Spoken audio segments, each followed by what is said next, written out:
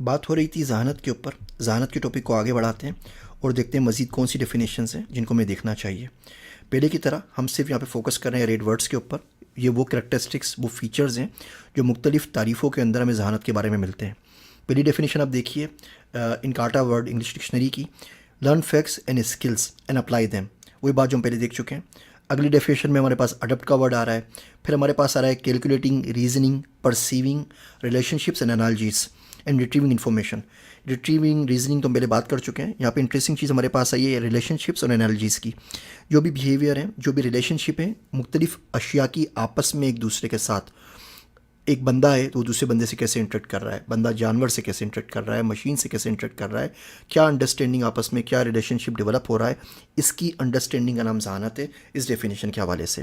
फिर हमें learning, reasoning, understanding मिलता है जो हम पहले देख चुके हैं। ये सारे आपके पास स्लाइड्स में मौजूद हैं ताकि बाद में जाके अगर आपको रेफरेंस करना हो तो आप इनसे रेफरेंस ले सकें।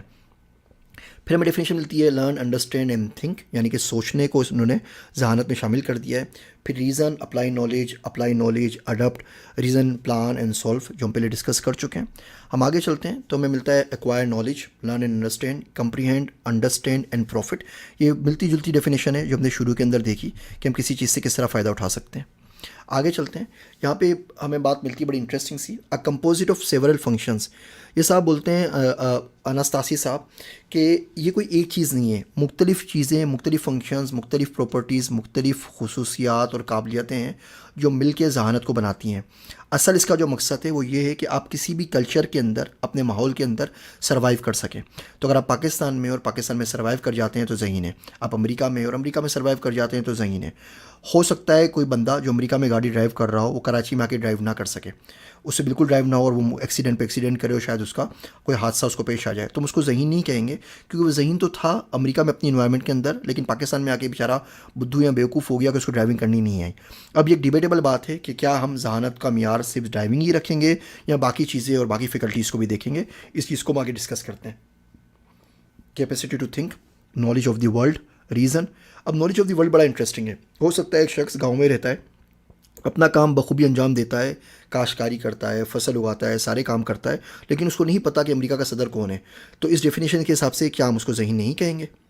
Good sense, practical sense, initiative, ये बड़ी इंटरेस्टिंग चीज़ है। हम बोलते हैं common sense is not that common, कि बंदा बहुत सी चीज़ें से गलती करता है जो कि उसको उमूमन तौर पे नहीं करनी चाहिए। ये डेफिनेशन जो बेनेट की है ये बोलता है कि तमाम चीज़ें शामिल होनी चाहिए।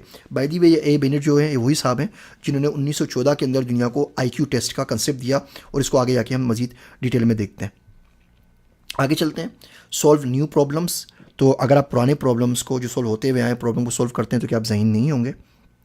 इंटेलिजेंस टेस्ट से जो आप मेजर कर सकें। बोरिंग साहब ने बहुत ही बोरिंग किस्म की डेफिनेशन दी है कि intelligence is what measured by intelligence test. तो अब इंटेलिजेंस टेस्ट कौन सा होना चाहिए, कितनों पे होना चाहिए, आगे हम बात करेंगे। बहरहाल ये भी डेफिनेशन मौजूद है हमारे पास। इंटेलेक्चुअल एंड नॉट इमोशनल और मोरल, ये सब बात करते हैं जी मोरलिटी को छोड़ दीजिए, इमोशंस को छोड़ दीजिए। आगे आप पीछे आप देख चुके हैं कितनी मुतज़ाद डेफिनेशंस हैं। वो सब बात ही कर रहे थे इमोशनल इंटेलिजेंस के ऊपर, यहाँ पे सब बात करते हैं कि इमोशनल इंटेलिजेंस तो काउंट होनी ही नहीं चाहिए। मोरलिटी कुछ भी नहीं है, असल चीज़ इंटेलेक्चुअली है, रेशनल थिंकिंग है, किस तरीके से किस चीज़ को आप मंतकी तौर पर साबित कर सकते हैं। Learn, adjust, structures one's behaviour. Now this is very interesting and this is new. हमने अभी तक इस पर बात नहीं की है कि जो आपका बिहेवियर है, जो भी आप अमल करेंगे इस इन्फॉर्मेशन को, नॉलेज को सीखने के बाद, उसका स्ट्रक्चर कैसे फॉर्म होगा, ये साहब उसको जानत कहते हैं। डेयरबोन साहब कहते हैं लर्न प्रॉफिट बाय एक्सपीरियंस। जो भी कुछ आप सीख रहे हैं इसका मतलब ये है कि वो जिसे हम सुनते रहते हैं कि मोमिन एक सुराख से बार बार नहीं डसा जाता। तो एक जगह से जहाँ आप चोट खा चुके हैं तो वहाँ से वापस चोट ना खाएं, आप एक्सपीरियंस से सीख लें। क्या ये ज़रूरी है कि आप अपने एक्सपीरियंस से सीखें या आप किसी ऐसे शख्स की एक्सपीरियंस सीख सकते हैं जिसने ऑलरेडी चोटें खाई हुई हैं, जो ऑलरेडी इन तमाम मराइल से गुजर चुका है, जिनको मेंटर्स, टीचर, उस्ताद, माँ बाप कहते हैं। तो ये बड़े इंटरेस्टिंग हमें डेफिनेशंस यहाँ पे मिली। इसी बात को अगली स्लाइड्स के अंदर आगे चलाएंगे। अब आप देख रहे हैं हम मुख्तलिफ डेफिनेशंस डिस्कस कर रहे हैं। हम 30-40 डेफिनेशंस अभी तक डिस्कस कर चुके हैं। बहुत सारी चीज़ें सिमिलर आ रही हैं, एक जैसी आ रही हैं, और कुछ जगह के ऊपर हमारे पास मुतज़ाद बातें सामने आ रही हैं। उन तमाम चीज़ों को इंशाल्लाह हम कंक्लूड करेंगे।